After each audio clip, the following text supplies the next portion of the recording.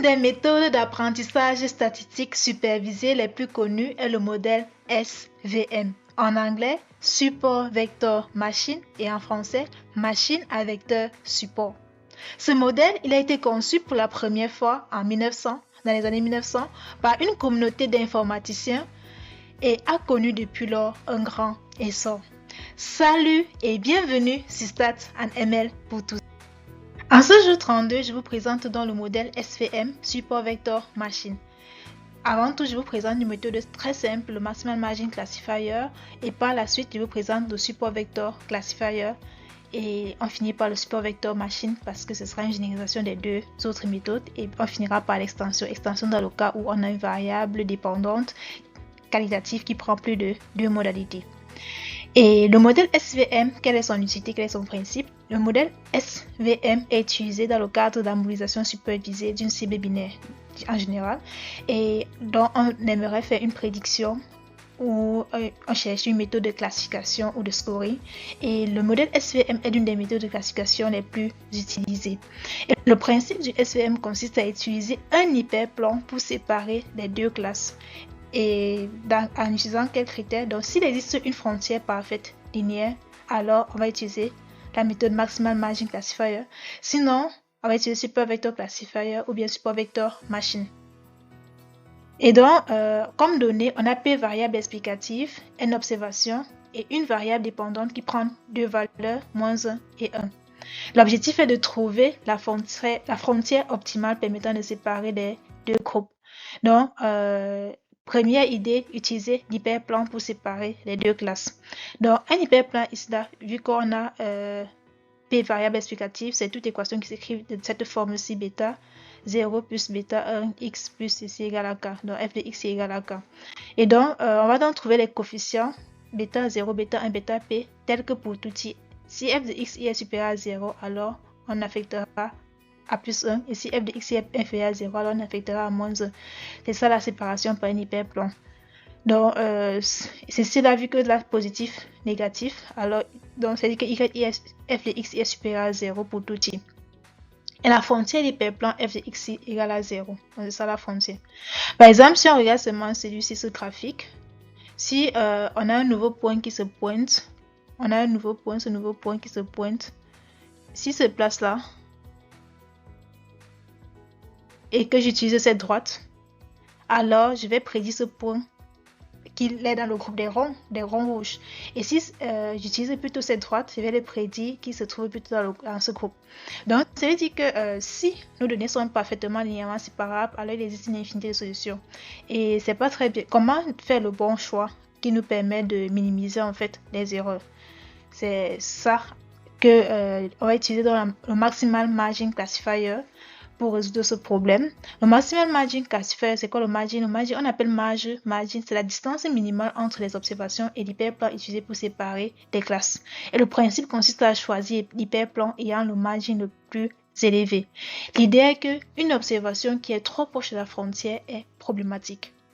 Donc, la distance entre une observation et l'hyperplan est vue comme une mesure de performance de nos prédictions. Donc, c'est ça le margin. Alors, on cherche à maximiser le margin. Donc, on cherche à maximiser la distance minimale entre l'observation et l'hyperplan utilisé pour séparer les classes. Donc, c'est ça le Maximal Margin Classifier. Et là, on a ce qu'on appelle les vecteurs support. C'est quoi un vecteur support? Quelle définition? Pourquoi le nom support? Les vecteurs support, en fait, les observations de la base de données permettant d'avoir le margin maximal sont appelées vecteurs support vecteur en anglais. Et pourquoi le nom support? Parce qu'une légère modification de l'absence de ces observations peut modifier significativement la frontière de décision. Et la prédiction dépend uniquement de ces observations et pas des autres. Donc, c'est ça un vecteur support. Un vecteur support, c'est toute observation de la base qui permet d'avoir le maximal, la marge maximale. C'est ça le vecteur support et non support parce que notre prédiction sera, notre modèle est complètement caractérisé par ces observations. Et si on retire une de ces observations dans notre base d'apprentissage, on aura un modèle complètement différent. On peut avoir un modèle complètement différent. C'est pourquoi on les appelle les vecteurs support. Et le problème d'optimisation, comme il s'écrit, on cherche à maximiser la marge c'est-à-dire trouver les coefficients et la marge qui sous la contrainte ci et ceci là. Donc cette contrainte ci, ça veut dire quoi? Ça veut dire qu'on veut trouver les paramètres qui maximisent la marge et tels que toutes les observations se trouvent à une distance m de l'hyperplan. Donc c'est c'est ce que veut dire cette contrainte. On cherche à trouver les paramètres qui maximisent la marge et qui se trouvent du bon côté de l'hyperplan. Donc yi bêta 0, vu que ça est positif, alors si yi, et ça c'est f de xi, si yi est positif, alors f de xi est positif, si yi est négatif, ceci est négatif. Donc on cherche à trouver la marge et les paramètres tels que toutes les observations se trouvent à une distance m de l'hyperplan. Donc on trouve le m le plus grand. Donc c'est ça le problème pour Maximal Margin Classifier. Donc visuellement, qu'est-ce qu'on a? On a nos points qui sont de ce côté, et donc en maximisant, on a ceci là. On a les points ci, ces deux points, celui-ci et celui-ci sont les vecteurs support, sont appelés vecteurs support, et la droite bleue est la frontière de décision d'hyperplan de séparation. Donc c'est ça. Et le problème, c'est que il y a encore un autre problème qui se pose, c'est que si les données ne sont pas parfaitement linéairement séparables, alors ce classifier n'existe pas. Si les données ne sont pas parfaitement linéairement séparables, alors ce classifier n'existe pas.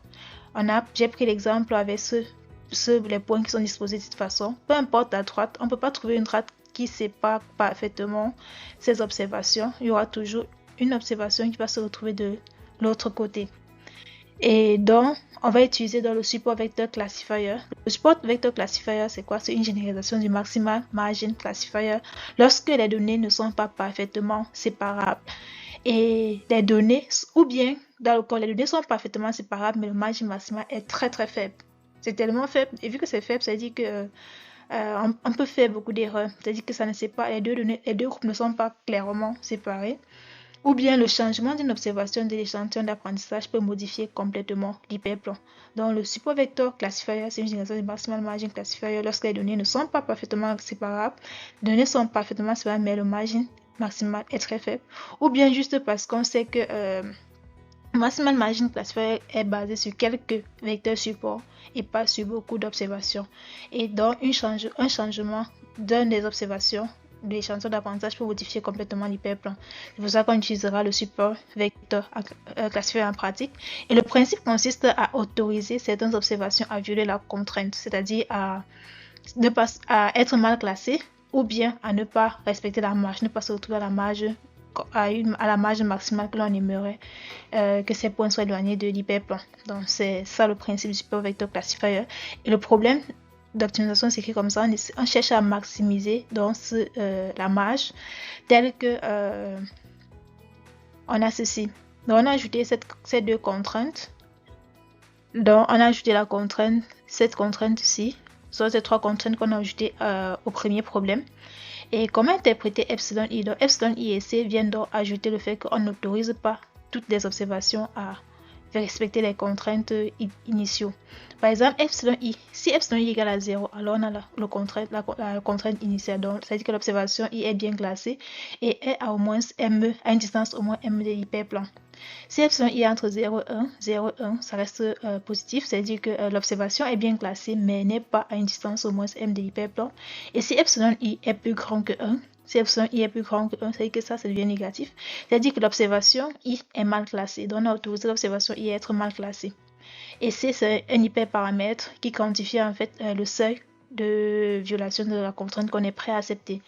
Donc autrement dit, on cherche à interpréter epsilon i. Si epsilon i égale à 0, l'observation se trouve du bon côté de la frontière et à au moins une distance m de l'hyperplan. Si epsilon i est entre 0 et 1, l'observation est du bon côté de l'hyperplan mais ne respecte pas le critère de distance minimale. Et si epsilon i est supérieur à 1, l'observation se trouve du mauvais côté de l'hyperplan, c'est-à-dire est mal classée. Et le problème primal d'optimisation consiste à faire quoi? À maximiser le margin, le Tm, c'est-à-dire trouver ce bêta et ce m sous la contrainte qu'on a ça. Donc, et ce C-ci, on cherche donc à l'interpréter. C'est ce que je cherche à interpréter. Donc, somme de epsilon i est inférieur à c. Quelle est l'interprétation qu'on donne à c? L'interprétation qu'on donne à c, c'est quoi? Lorsque le problème est sera optimal lorsque toutes les contraintes sont saturées, donc C sera égal à la somme de epsilon i. C, c'est un hyperplan qui indique le seuil de violation de contrainte que l'on est prêt à accepter. Et C égale à 0. Si c'est égal à 0, ça veut dire que quel que soit i, epsilon égal à 0. On a dit si epsilon i égale à 0, ça veut dire que les observations se trouvent du bon côté de l'hyperplan et à au moins une distance m de l'hyperplan. Donc, c'est ça. Si égal à 0, toutes les observations se trouvent du bon côté de l'hyperplan et à au moins une distance m de l'hyperplan. Si c'est extrêmement positif, moins de ces observations sont mal classées. Et les vecteurs support dans ce cas sont quoi? Les vecteurs support ici vérifient une des propriétés supporantes, soit l'observation est bien classée et se trouve à une distance au moins et se trouve à une distance exactement égale à m de l'hyperplan, ou bien l'observation est mal classée. Donc, soit l'observation est bien classée et se trouve au moins à une distance exactement égale à m de l'hyperplan, ou bien l'observation epsilon i est supérieur à 0, donc l'observation viole les contraintes. C'est-à-dire que si notre C, on l'autorise à être grand, alors on a beaucoup de vecteurs support. Donc, on a une variance faible et un biais faible. Si C est petit, on a moins de vecteurs support, biais faible et variance élevée. Donc, on va choisir C par validation croisée ou en utilisant les données de validation. Donc, c'est ça, c'est tout pour le supervecteur classifier. Mais il y a encore un problème qui survient encore, c'est que si les données ne sont pas linéairement séparables, alors ce classifier n'existe pas, ou lorsqu'il existe, les performances sont super faibles. Par exemple, lorsqu'on prend ce cas, peu importe la droite qu'on va utiliser pour séparer ces données, on n'aura jamais un bon classifier. Donc, on voit que la frontière n'est pas une droite, c'est plutôt, ça semble être quelque chose qui ressemble à un cercle. Donc, ce problème n'est pas linéairement séparable. C'est là qu'on va utiliser. C'est là on va utiliser le support vector machine. Et le support vector machine, c'est une généralisation du support vector classifier lorsque les données ne peuvent être séparées par une frontière linéaire. Donc, c'est ça le support vector machine.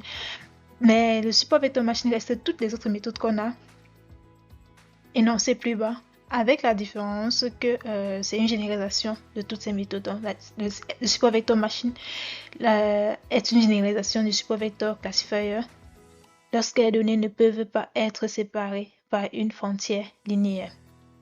L'idée, c'est quoi? C'est d'élargir l'espace des variables explicatives pour capturer, tenir en compte la frontière non linéaire entre les classes. C'est ça l'idée. Donc, ce qu'on appelle en général le kernel trick. Le kernel trick, en fait, consiste à dire, à chaque fois que je vais résoudre un problème d'optimisation qui fait intervenir un problème d'apprentissage qui fait intervenir le produit scalaire, alors en le remplaçant par le noyé, je peux trouver son équivalent non linéaire. Donc, c'est ça le kernel trick. Donc, le principe ici consistera à utiliser ce qu'on appelle le noyau qui permet d'envoyer les observations dans un espace plus grand où la frontière elle est linéaire. Donc, le noyau est l'un des noyaux les plus populaires est le radial kernel, pas le plus populaire, mais l'un des plus populaires c'est le radial kernel. Et qu'est-ce qu'on peut faire pour mettre en œuvre le support vector machine lorsqu'on a une variable d'intérêt qui a plus de deux modalités? Il y a deux solutions qui s'offrent à nous. One versus one modalité, ou bien un versus le reste des modalités. À quoi cela consiste? Un versus un. Une modalité consiste à mettre en œuvre toutes les combinaisons des paires de distinctes des modalités. Donc, on va mettre en œuvre combinaison de deux dans le cas modèle SVM et faire la prédiction en utilisant un vote à la majorité. Ou bien un versus le reste des modalités. Donc, on va prendre chaque modalité versus le reste des modalités. Et cela consiste à faire quoi? Mettre en œuvre qu'un modèle SVM, chaque modalité versus le reste. La prédiction sera la modalité ayant la plus grande marge. Donc, ce sera ça, ce qu'on va utiliser dans ce cas. Et SVM régression logistique, qu'est-ce qu'il faut choisir? Le modèle de régression logistique, en fait, et le modèle SVM présentent des performances comparables et généralement similaires. Et ces deux modèles ont des fonctions de coût proches. Non, le modèle de régression logistique et le modèle SVM présentent des performances comparables et généralement similaires parce que ces deux modèles ont des fonctions de coût qui sont proches. Et dans les situations où il existe une séparation nette, qu'elle soit linéaire ou non entre les classes, le SVM démontre des performances supérieures. Mais lorsque des classes présentent des chevauchements importants, le modèle de régression logistique s'avère plus important. Et puis quand ces qu'en pratique, il y a toujours un chevauchement entre classes, ce qui fait que dans la plupart des cas, vous trouvez généralement le modèle de régression logistique. Donc, ce qu'il faut retenir, qu'est-ce qu'il faut retenir de tout ce qu'on a raconté? Ce qu'il faut retenir, c'est quoi? C'est que le modèle SVM, c'est une méthode d'apprentissage statistique supervisée, qui est largement utilisée dans le cadre de la classification binaire. Et l'idée consiste à trouver une frontière des décisions optimales permettant de séparer les deux classes. Et lorsque les deux classes sont parfaitement séparables par une équation linéaire, un hyperplan reliant les variables explicatives, alors on utilise le classifieur à vecteur support.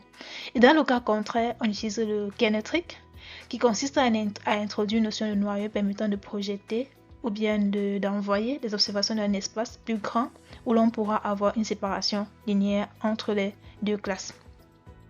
Et le SVM se généralise généralement lorsqu'on a une variable d'intérêt ayant plus de deux modalités. Et le SVM et le modèle de régression logistique ont des résultats et des performances assez proches. Et il existe une extension du SVM qui est utilisée dans le cadre de la régression appelée Support Vector Regression. Si tu as des questions ou des remarques, n'hésite pas à me le dire en commentaire. Un like ou un partage pour faire grandir la chaîne. Et si c'est ta toute première fois de me suivre, n'hésite pas à t'abonner pour ne rien manquer. Je suis Isabelle Lagmago, ingénieure data scientist, et j'ai créé StatAML pour tous pour rendre les méthodes d'apprentissage statistique, les méthodes de statistique, les méthodes de machine learning compréhensibles par tous ceux qui veulent résoudre leurs problèmes de statistique. Au revoir.